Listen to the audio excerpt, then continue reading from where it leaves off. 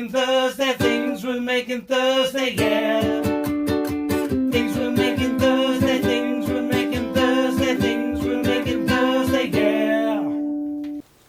Hello, welcome to Krafting Kitty. My name is Erin, and as you can tell from the jingle and the calendar, it's Thursday, so that means it's time for things we're making Thursday. What?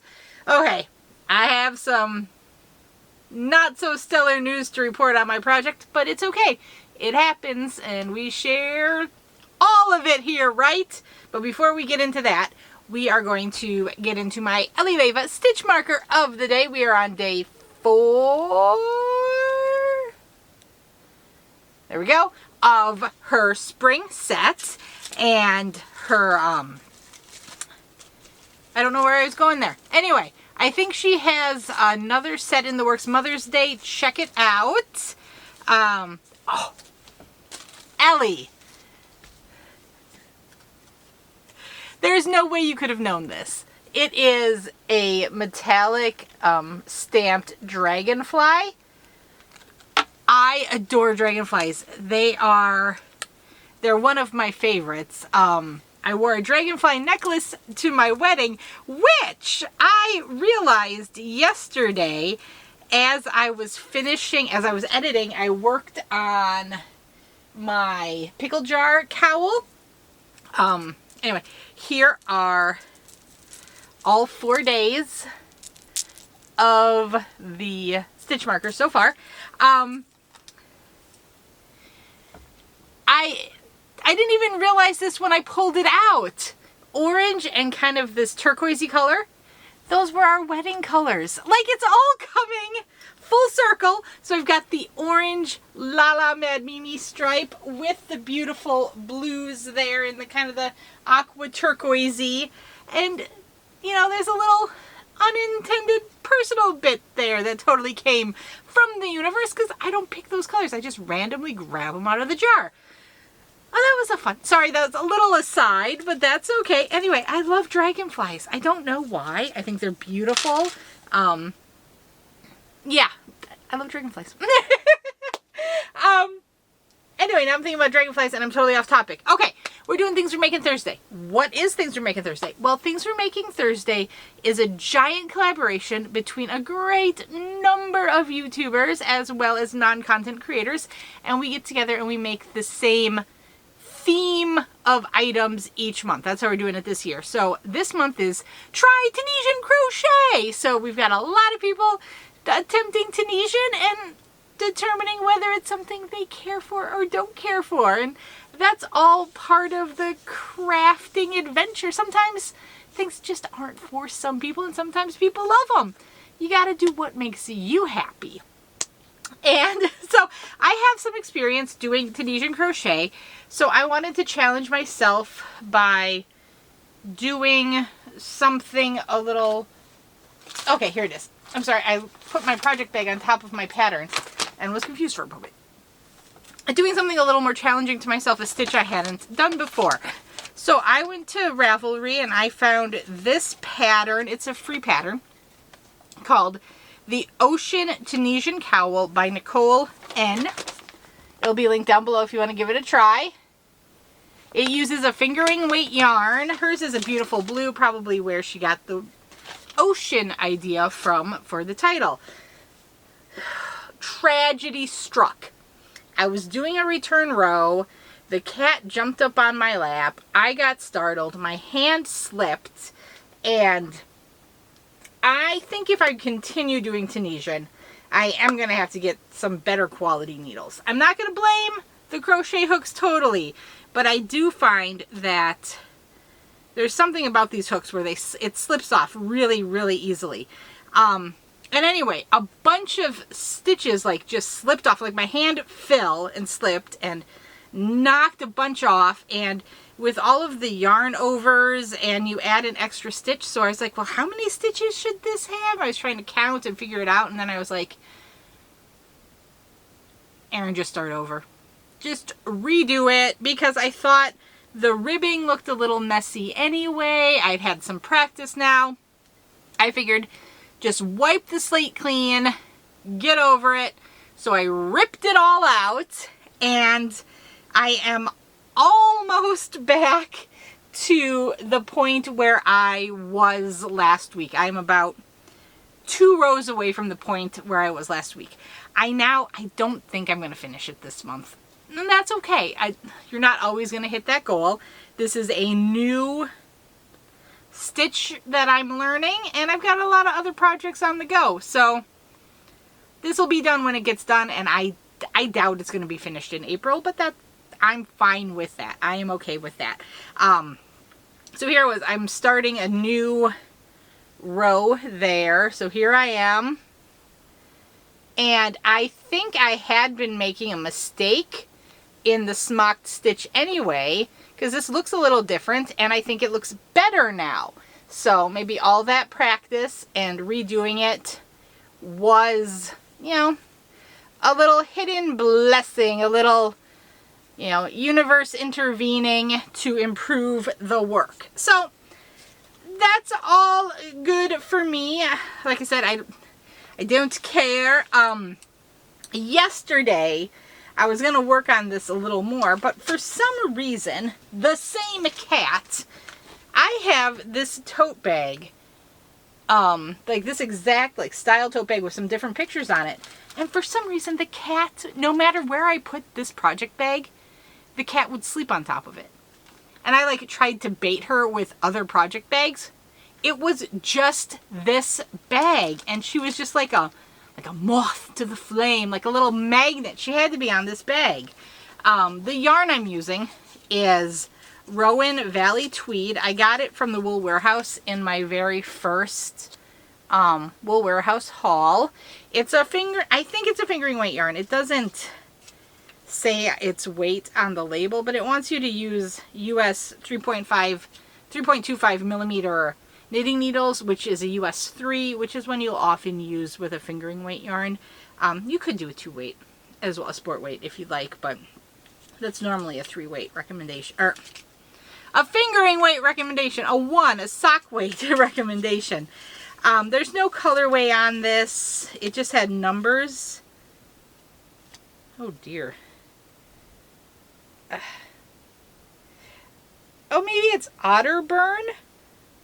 So there's a number 00120, and then under it, in the smallest typeface you could ever print anything, it says Otterburn, OTTERBURN. Don't know what that means. I don't like the idea of burning otters. But I think I'm having fun with this. It's a learning experience, and you know, sometimes ripping out and starting over is part of that experience. I do prefer to save my projects, and I don't mind having a mistake in the project. I think I've told this story before, but I grew up in Wisconsin there you go, the Wisconsin accent there. Starting in Milwaukee, then moving up to Green Bay, so that whole kind of eastern side of Wisconsin. But in Green Bay, there's a lot of the Oneida Nation is up there. And I was talking in high school to a woman who was doing native beadwork. And she said that they always put a mistake somewhere in their beadwork pattern as their signature. And I thought that was so interesting. So then I started thinking about, well, mistakes in the project, they're like my signature. It's fine if there's a mistake. It just means Erin made it. And then I learned about the Irish, would you call it a superstition, folklore, belief, saying, whatever. There's an Irish Celtic belief that you need to put a error within your crafted items to let your soul escape. Otherwise your soul could get trapped in the item. So now I think about that. I'm really just saving my mortal soul by having an error in my projects, right? Any excuse. No, it's not an excuse. I really don't see a problem with an error as long as it doesn't bug you. Who cares? Now trying to pick back up those stitches and those yarn overs and figure out where they all went, that was an error I couldn't at the time recover from, so that's why I started over. I think maybe had I really sat down and focused and maybe not been so flustered by the whole series of events, maybe I could have salvaged it. But like I said, I think the stitches look a little better this time around. The ribbing looks nicer. It's a better project because I had that practice. So there you go. And what else? Okay, so if you want to participate in Things We're Making Thursday, you are more than welcome to. It's very free and easy. Come and go as you please. If you are a content creator and want to put out videos, just use the hashtag TWMT, Things We're Making Thursday. That's how we're tracking the videos this time around. If you are a non-content creator, we have a Facebook group made by Jenna from Jenna's Stitches. It's called Things We're Making Thursday. It'll be down below. You are more than welcome to join that group and share pictures of your projects there. It's a wonderful yarny community. Share whatever you want about crafty, yarny, sales, hauls, other patterns. It's totally open and awesome. Join away, share away. I have 3 pictures to share in today's video. Another way you can join as a non-content creator is by emailing pictures to content creators who can then put them in their videos. If you like, these were actually all in my personal Facebook group. So it's the Krafting Kitty community group. It's linked down below as well. You can post in there and I'll grab the picture and I'll share it as well. I do know not everybody edits their videos, so you might want to check with them first. But I'm sure anybody who does edit their videos would be more than happy to share their your pictures on their video. The jingle that was made by Jess from J-Hook Magic and her husband. Thank you, Jess. Thank you. It's a highlight of the week to use that. Is there anything else I need to share before I get into the pictures? I don't think so. I think I covered the bases. There's a list of all the themes down below. So if you want to get a jump start or pick patterns for any other months, feel free. Or if you want to say, hey, Tunisian is not my thing, but maybe I'll join next month, check it out. See what suits your fancy. You're always welcome. Okay, so let's start sharing the pictures that I have. I'm going to scooch over so I can have some space on the screen. Not that it matters if the picture covers my face. Who cares? Anyway, we have I believe it's a washcloth from Kathy.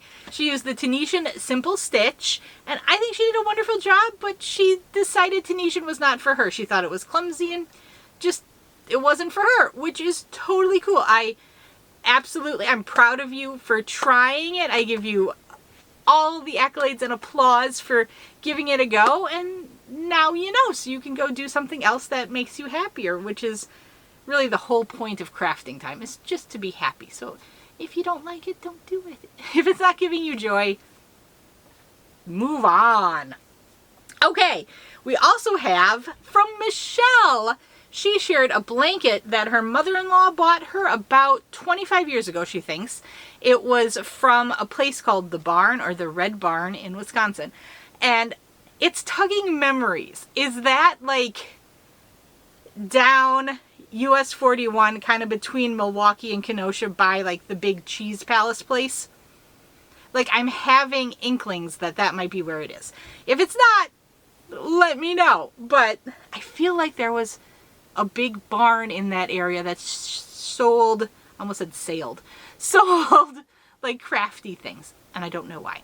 But yeah, it's a beautiful, beautiful blanket.